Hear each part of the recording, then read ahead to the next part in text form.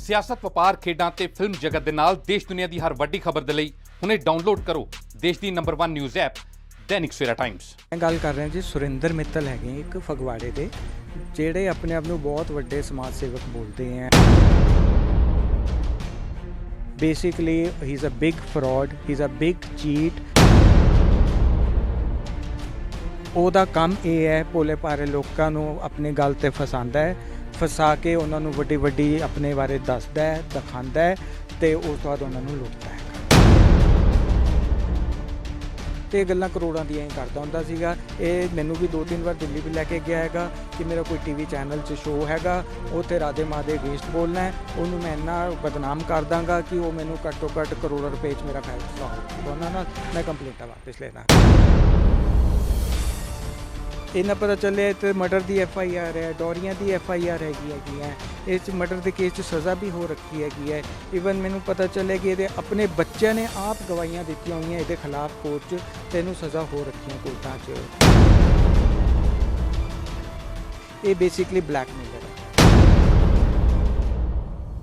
ਮੇਰੇ ਨਾਲ ਇਸ ਵਕਤ ਮੌਜੂਦ ਨੇ ਡੇਰਾ ਵਸੀ ਦੇ ਰਹਿਣ ਵਾਲੇ ਮੁਨੀਸ਼ ਮਾਧਵ, ਜੋ ਕਿ USA ਦੇ ਵਿੱਚ ਰਹਿ ਕੇ ਆਏ ਨੇ, ਫੋਰਨ ਰਿਟਰਨ ਹੈਗੇ ਨੇ। ਉਹਨਾਂ ਨਾਲ ਗੱਲਬਾਤ ਕਰਦੇ ਹਾਂ ਕਿਉਂਕਿ ਉਹਨਾਂ ਦੇ ਨਾਲ ਇੱਕ ਵਿਅਕਤੀ ਨੇ ਜੋ ਕਿ ਸਮਾਜ ਸੁਧਾਰਕ ਅਖਵਾਉਂਦਾ ਆਪਣੇ ਆਪ ਨੂੰ, ਉਹਨਾਂ ਦੇ ਨਾਲ ਉਹਨਾਂ ਦੇ ਭੋਲੇਪਣ ਦਾ ਫਾਇਦਾ ਉਠਾਇਆ ਤੇ ਉਹਨਾਂ ਦੀ ਠੱਗੀ ਮਾਰੀ ਹੈ। ਸਰ, ਕਿਹੜੇ ਬੰਦੇ ਦੀ ਗੱਲ ਕਰ ਰਹੇ ਹੋ ਤੁਸੀਂ? ਕੀ ਨਾਮ ਹੈਗਾ ਜੀ? ਮੈਂ ਗੱਲ ਕਰ ਰਿਹਾ ਜੀ ਸੁਰਿੰਦਰ ਮਿੱਤਲ ਹੈਗੇ ਇੱਕ ਫਗਵਾੜੇ ਦੇ, ਜਿਹੜੇ ਆਪਣੇ ਆਪ ਨੂੰ ਬਹੁਤ ਵੱਡੇ ਸਮਾਜ ਸੇਵਕ ਬੋਲਦੇ ਹੈ, ਬਹੁਤ ਵੱਡੇ ਐਕਟਿਵਿਸਟ ਬੋਲਦੇ ਹੈ। ਕਹਿੰਦੇ ਹੈ ਕਿ ਕੋਈ ਵੀ ਬੰਦਾ ਹੈ, ਕਿਸੇ ਨੂੰ ਕੋਈ ਪ੍ਰੋਬਲਮ ਹੈ, ਮੇਰੇ ਕੋਲ ਆਵੇ, ਮੈਂ ਉਹਦੀ ਵਿਦਾਊਟ ਐਨੀ ਨਿਰਪੱਖ ਮਤਲਬ ਬਿਨਾਂ ਕਿਸੇ ਉਹ ਤੋਂ ਸਹਾਇਤਾ ਕਰਾਂਗਾ। ਆਪਣੀ ਮਤਲਬ ਜੋ NGO ਕਹਿੰਦੀ ਹੈ ਕਿ ਅਸੀਂ ਤੁਹਾਡੇ ਨਾਲ ਖੜੇ ਹਾਂ, ਜੋ ਮਰਜ਼ੀ ਹੋ। ਬਟ ਇਹ ਜਦ ਮੈਂ ਮਿਲਿਆ, ਜਦ ਉਹਨਾਂ ਦੇ ਨਾਲ 3-4 ਸਾਲ ਲਾਏ, ਤਦ ਮੈਨੂੰ ਸੱਚਾਈ ਸਾਹਮਣੇ ਆਈ ਹੈ। Basically he is a big fraud, he is a big cheat. ਉਹਦਾ ਕੰਮ ਇਹ ਹੈ ਭੋਲੇ ਭਾਰੇ ਲੋਕਾਂ ਨੂੰ ਆਪਣੇ ਗੱਲ ਤੇ ਫਸਾਉਂਦਾ ਹੈ, ਫਸਾ ਕੇ ਉਹਨਾਂ ਨੂੰ ਵੱਡੀ ਵੱਡੀ ਆਪਣੇ ਬਾਰੇ ਦੱਸਦਾ ਹੈ, ਦਿਖਾਉਂਦਾ ਹੈ ਤੇ ਉਸ ਤੋਂ ਬਾਅਦ ਉਹਨਾਂ ਨੂੰ ਲੁੱਟਦਾ ਹੈਗਾ। ਅਤੇ ਸੇਮ ਵੇ ਐਵੇਂ ਮੇਰੇ ਨਾਲ ਹੋਇਆ ਹੈਗਾ। ਇਹਦਾ ਮੈਂ ਤੁਹਾਨੂੰ ਡਿਟੇਲ 'ਚ ਦੱਸ ਸਕਦਾ ਹੈ ਕਿ ਮੇਰੇ ਨਾਲ ਉਹਨੇ ਕਿਵੇਂ ਕਿਵੇਂ ਕੀਤਾ ਅਤੇ ਉਹਦਾ ਬੇਸਿਕਲੀ ਐਕਚੁਅਲ 'ਚ ਕੰਮ ਹੈ ਕੀ। ਤੁਹਾਨੂੰ ਕਿਸ ਤਰ੍ਹਾਂ ਗੱਲਾਂ 'ਚ ਫਸਾਇਆ? ਉਹਨੇ ਬੇਸਿਕਲੀ ਮੇਰਾ ਕੋਈ ਇਸ਼ੂ ਸੀਗਾ, ਫੈਮਿਲੀ ਮੈਟਰ ਸੀਗਾ ਗਾ। ਉਹ ਫੈਮਿਲੀ ਮੈਟਰ 'ਚ ਉਹ ਕਹਿੰਦਾ ਮੈਂ ਤੇਰੀ ਹੈਲਪ ਕਰ ਦਾਂਗਾ। ਤਾਂ ਉਹ ਹੈਲਪ ਦੇ ਪਿੱਛੇ ਮੈਂ ਉਹਦੀ ਗੱਲਾਂ 'ਚ ਆ ਗਿਆ। ਉਹ ਗੱਲਾਂ 'ਚ ਆ ਕੇ ਜਿਵੇਂ ਬੰਦਾ ਹੁੰਦਾ ਹੈ ਕਿ ਚਲੋ ਕੋਈ ਸਪੋਰਟ ਆ ਗਈ ਹੈ, ਵਿਸ਼ਵਾਸ ਕਰ ਲੈਂਦਾ। ਉਹ ਮੈਂ ਵਿਸ਼ਵਾਸ ਕਰਕੇ ਜਿਵੇਂ ਜਿਵੇਂ ਉਹ ਕਹਿੰਦਾ ਰਿਹਾ ਮੈਂ ਕਰਦਾ ਰਿਹਾ ਗਾ, ਜਿਹਦੇ ਵਿੱਚ ਉਹਨਾਂ ਨੇ ਮੇਰੇ ਤੋਂ ਖਾਸੇ ਪੈਸੇ ਵੀ ਲੈ ਲਿੱਤੇ ਸੀਗੇ ਗਏ, ਲੇਕਿਨ ਮੇਰਾ ਕੰਮ ਕੁਮ ਕਦੀ ਕੋਈ ਨਹੀਂ ਹੋਇਆ। ਕਿੰਨੀ ਅਮਾਊਂਟ? ਮਤਲਬ ਅਲੱਗ-ਅਲੱਗ ਟਾਈਮ 'ਚ ਲੈ ਲੂ ਕੇ ਟੋਟਲ ਲਾ ਲਓ 3 ਲੱਖ ਰੁਪਏ ਦਾ ਲਾ ਕੇ ਚੱਲੋ, ਲੇਕਿਨ ਉਹ ਕਦੀ ਵਾਪਿਸ ਵੀ ਨਹੀਂ ਹੋਇਆ। ਕਦੀ ਵਕੀਲ ਦੇ ਨਾਮ 'ਤੇ ਲੈ ਲੈਣੇ, ਕਦੀ ਵਕੀਲ ਤੋਂ ਦਿਲਾ ਦੇਣੇ। ਜਦ ਕੰਮ ਪੁੱਛੋ ਤਾਂ ਵਕੀਲ ਕਹਿੰਦੇ ਹੁੰਦੇ ਸੀ ਕਿ ਇਹਦੀ ਤਾਂ ਆਪਣੀ ਫੀਸਾਂ ਹੈਗੀਆਂ, ਇਹ ਤੁਹਾਡੇ ਤੋਂ ਸਾਨੂੰ ਦਿਲਾ ਦਿੰਦਾ ਹੈਗਾ। ਇਹ ਕਿਸ ਕਪੈਸਿਟੀ 'ਚ ਪੈਸੇ ਲਏ ਜਾਂਦੇ ਸੀ ਤੁਹਾਡੇ ਤੋਂ?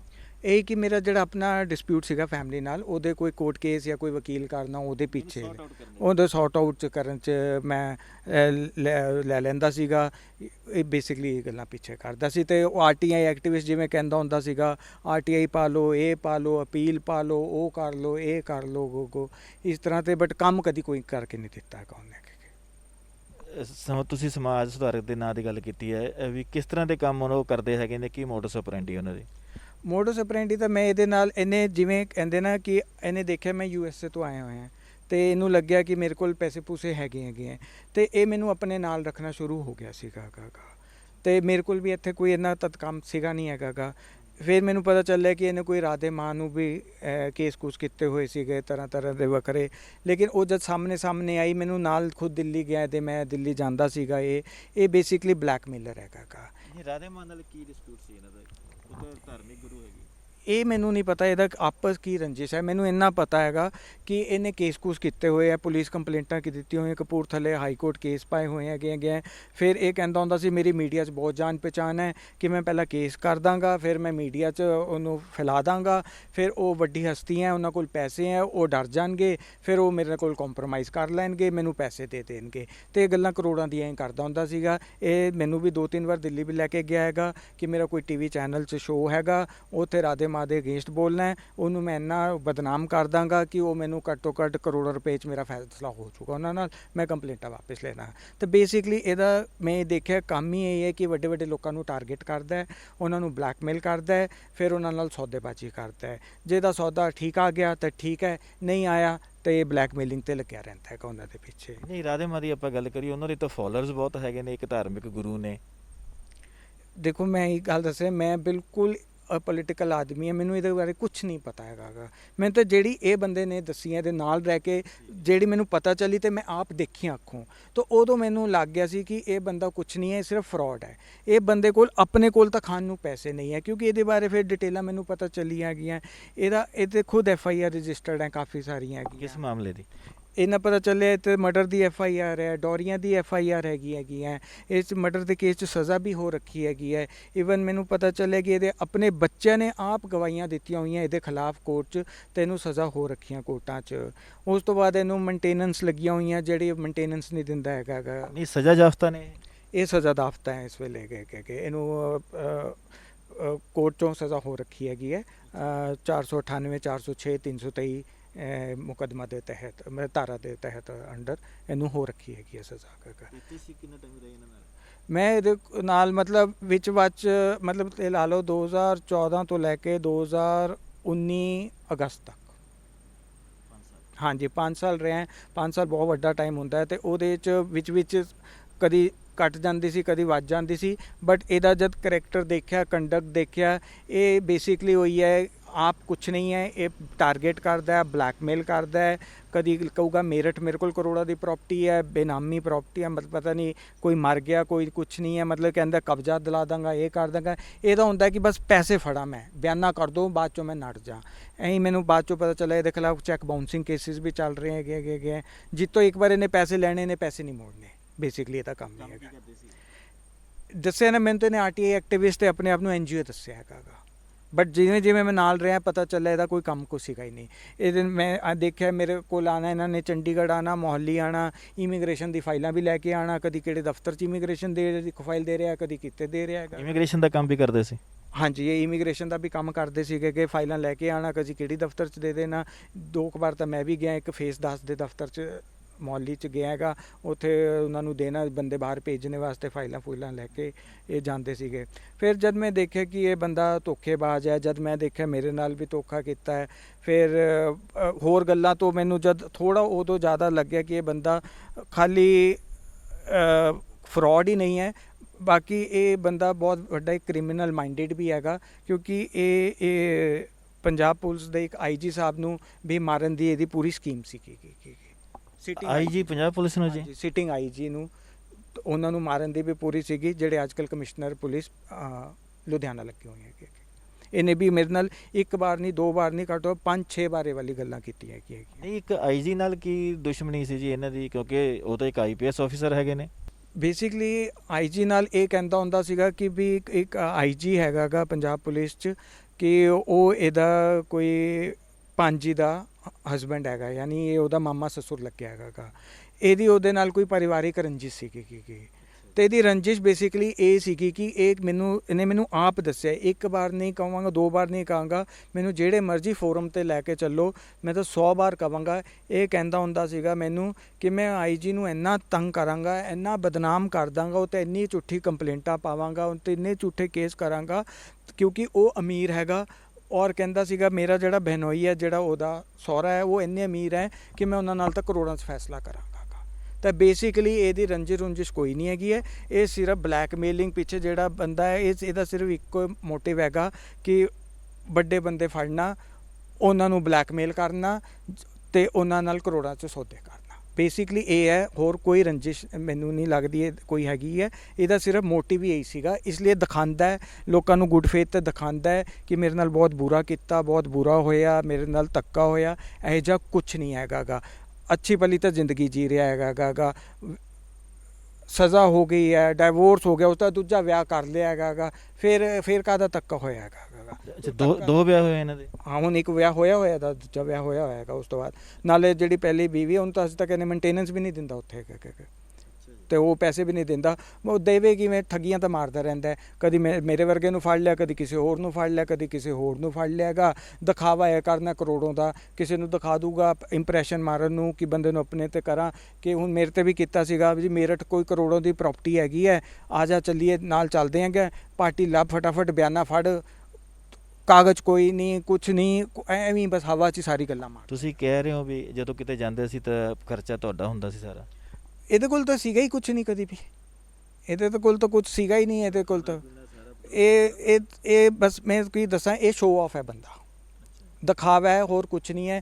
ਇਹ ਦਿਖਾਉਂਦਾ ਕਿ ਇਹਨੂੰ ਵੱਡੇ ਵੱਡੇ ਲੋਕ ਜਾਣਦੇ ਹੈ, ਵੱਡੀ ਜਨਤਾ ਜਾਣਦੀ ਹੈ, ਵੱਡੀ ਇਹਦੀ ਪਹੁੰਚ ਹੈਗੀ ਹੈ, ਇਹ ਕੁਛ ਵੀ ਕਰ ਸਕਦਾ ਹੈ, ਇਹ NGO ਹੈਗਾ। ਇਹ ਜਿਹਾ ਕੁਛ ਨਹੀਂ ਹੈ। ਇਹ ਬੇਸਿਕਲੀ ਜੇ ਮੈਂ ਇੱਕ ਨਟਸ਼ਲ 'ਤੇ ਗੱਲ ਕਰਾਂ, ਇਹ ਇੱਕ ਬਲੈਕਮੇਲਰ ਹੈਗਾ, ਹੋਰ ਕੁਛ ਨਹੀਂ ਹੈਗਾ।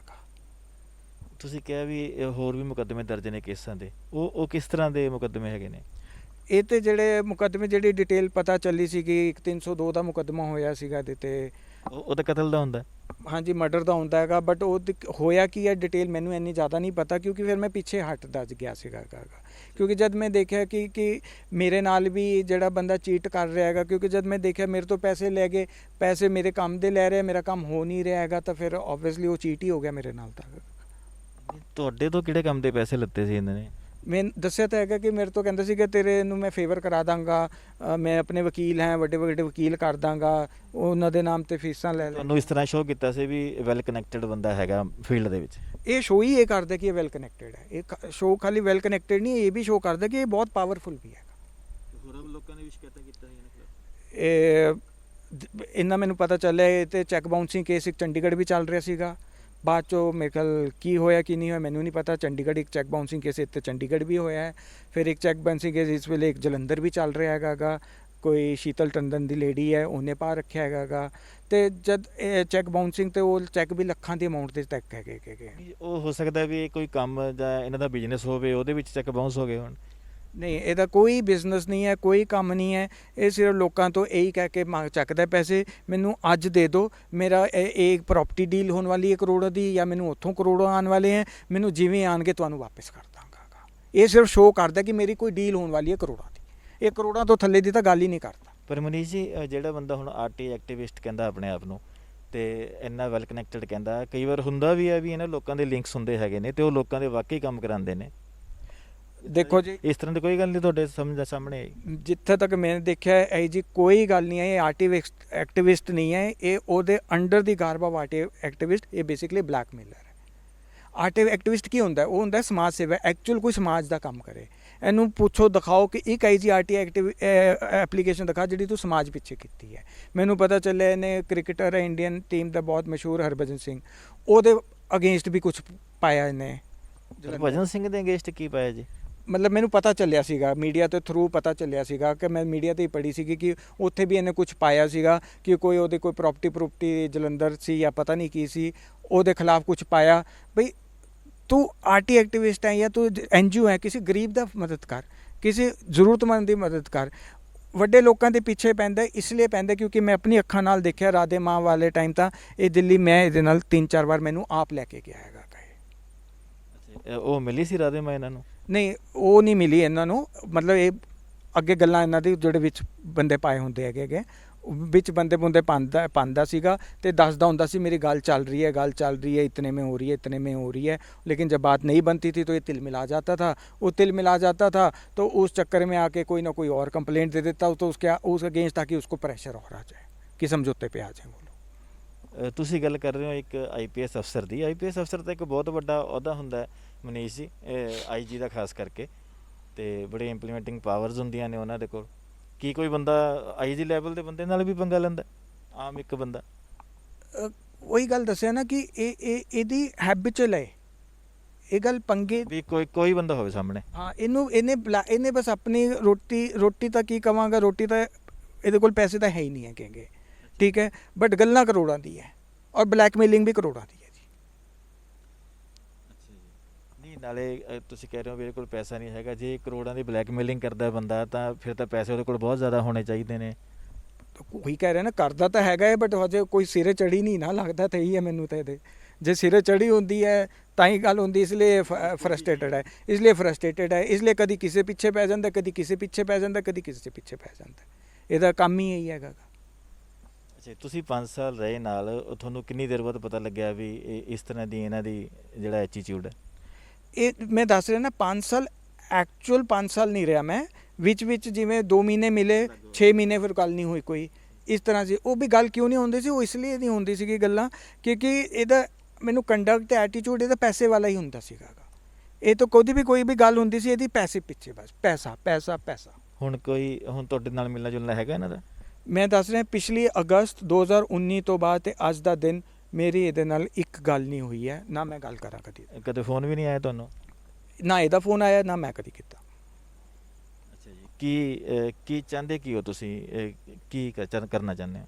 ਮੈਂ ਤਾਂ ਜਿਹੜਾ ਇਹਨੇ ਮੇਰੇ ਨਾਲ ਮੇਰਾ ਯੂਜ਼ ਕੀਤਾ, ਮੇਰਾ ਟਾਈਮ ਬਰਬਾਦ ਕੀਤਾ, ਜਿਹੜੇ ਮੇਰੇ ਪੈਸੇ ਖਰਾਬ ਕੀਤੇ ਗਏ, ਮੈਂ ਤਾਂ ਜੋ ਵੀ ਲੀਗਲ ਐਕਸ਼ਨ ਹੈ ਹੁਣ ਸਲਾਹ ਲੈ ਕੇ, ਕਿਉਂਕਿ ਮੇਰਾ ਫੈਮਿਲੀ ਡਿਸਪਿਊਟ ਤਾਂ ਵਧੀਆ ਸੀਗਾ, ਜੋ ਵੀ ਸੀਗਾ ਠੀਕ ਹੋ ਗਿਆ ਹੈਗਾ, ਲੇਕਿਨ ਇਹਦੇ ਕਾਰਨ ਜ਼ਿਆਦਾ ਹੋਇਆ ਹੈਗਾ। ਹੁਣ ਮੈਂ ਇਹਨੂੰ ਜੋ ਵੀ ਲੀਗਲ ਐਕਸ਼ਨ ਹੈ ਉਹ ਮੈਂ ਲੀਗਲ ਐਕਸ਼ਨ ਲਵਾਂਗਾ ਹੀ ਲਵਾਂਗਾ। ਜੀ, ਕੋਈ ਵਕੀਲ ਵਗੈਰਾ ਨਾਲ ਸਲਾਹ ਕਰ ਰਹੇ ਹੋ? ਹਾਂ, ਚੱਲ ਰਹੀ ਹੈ ਗੱਲ ਤਾਂ ਵਕੀਲ ਨਾਲ, ਤੇ ਉਹ ਵੀ ਕੰਪਲੇਂਟ ਵੀ ਦੇਣੀ ਹੈ, ਉਹ ਮੈਂ ਵੀ 1-2 ਦਿਨ 'ਚ ਕੰਪਲੇਂਟ ਦੇ ਵੀ ਦੇਵਾਂਗਾ ਅਪਰੋਪਰੀਏਟ ਅਥਾਰਟੀ ਨੂੰ, ਜਿਹੜੀ ਵੀ ਜੁਰੀਡਿਕਸ਼ਨ ਬਣੇਗੀ ਉਹ 'ਤੇ ਮੈਂ ਕੰਪਲੇਂਟ ਦੇਵਾਂਗਾ। ਕੀ ਚਾਹੁੰਦੇ, ਜਿਹੜਾ ਨੁਕਸਾਨ ਹੋਇਆ ਤੁਹਾਡਾ ਪੈਸੇ ਦਾ, ਉਹ ਵਾਪਸ ਲੈਣੇ ਨੇ? ਉਹ ਤਾਂ ਹੈਗਾ ਹੀ ਹੈ, ਉਹ ਦੇਖੋ ਮੇਰਾ ਪਰਸਨਲ ਤਾਂ ਜਿਹੜਾ ਹੈ ਨੁਕਸਾਨ ਉਹ ਤਾਂ ਮੈਂ ਕਰਾਂਗਾ। ਪਲੱਸ ਮੈਂ ਇਸ ਲਈ ਵੀ ਇਹ ਬੰਦੇ ਦੇ ਲੋਕਾਂ ਨੂੰ ਇਹ ਕਰਨਾ ਚਾਹ ਰਿਹਾ ਕਿ ਇਸ ਤੋਂ ਦੂਰ ਰਹੋ, ਸਤਰਕ ਰਹੋ। ਇਹ ਬੇਸਿਕਲੀ ਇਹ ਕਿਸੇ ਦਾ ਸਗਾ ਨਹੀਂ ਹੈਗਾ, ਇਹ ਬੇਸਿਕਲੀ ਕ੍ਰਿਮੀਨਲ ਮਾਈਂਡਡ ਆਦਮੀ ਹੈ, ਜਿਹੜੇ ਇੰਨੇ ਵੱਡੀ ਹਸਤੀਆਂ ਨੂੰ ਬਲੈਕਮੇਲ ਕਰ ਸਕਦਾ ਹੈ, ਜਿਹੜੇ ਇੰਨੇ ਵੱਡੇ IG ਲੈਵਲ ਓਨੈਸਟ ਸ਼ਰੀਫ ਸਾਫ ਸੁਥਰੇ ਅਫਸਰਾਂ ਨੂੰ ਬਦਨਾਮ ਕਰ ਸਕਦਾ ਹੈਗਾ, ਸਿਰਫ ਕਿਸ ਵਾਸਤੇ? ਆਪਣੀ ਬਲੈਕਮੇਲਿੰਗ ਵਾਸਤੇ। ਹੋਰ ਮੈਨੂੰ ਤਾਂ ਜਿਵੇਂ ਤੁਹਾਨੂੰ ਦੱਸਿਆ, ਇਹ ਤਾਂ ਨੇ ਮੈਨੂੰ ਕਿਤੇ ਕਹੋ ਲਿਖ ਕੇ ਵੀ ਦੇਣਾ, ਮੈਂ ਲਿਖ ਕੇ ਵੀ ਦਾਂਗਾ। 1 ਵਾਰ ਨਹੀਂ, 2 ਵਾਰ ਨਹੀਂ, ਇਹਨੇ ਮੇਰੇ ਨਾਲ ਘੱਟ ਤੋਂ ਘੱਟ 5-6 ਵਾਰੀ ਇਹ ਗੱਲ ਕੀਤੀ ਹੈ ਇਸ ਬਾਰੇ ਮੈਂ ਕਿ ਮੈਂ ਇਹ IG ਨੂੰ ਮਾਰ ਦੇਣਾ ਹੈਗਾ। ਇਹਨੇ ਮੈਨੂੰ ਬੋਲਿਆ ਹੈਗਾ, ਉਦੋਂ ਮੈਂ ਕਾਫੀ ਹੋ ਗਿਆ ਸੀਗਾ, ਮੈਂ ਖੁਦ ਡਰ ਗਿਆ ਸੀਗਾ ਕਿ ਇਹ ਬੰਦੇ ਨਾਲ ਰਹਿਣਾ ਠੀਕ ਨਹੀਂ ਹੈ।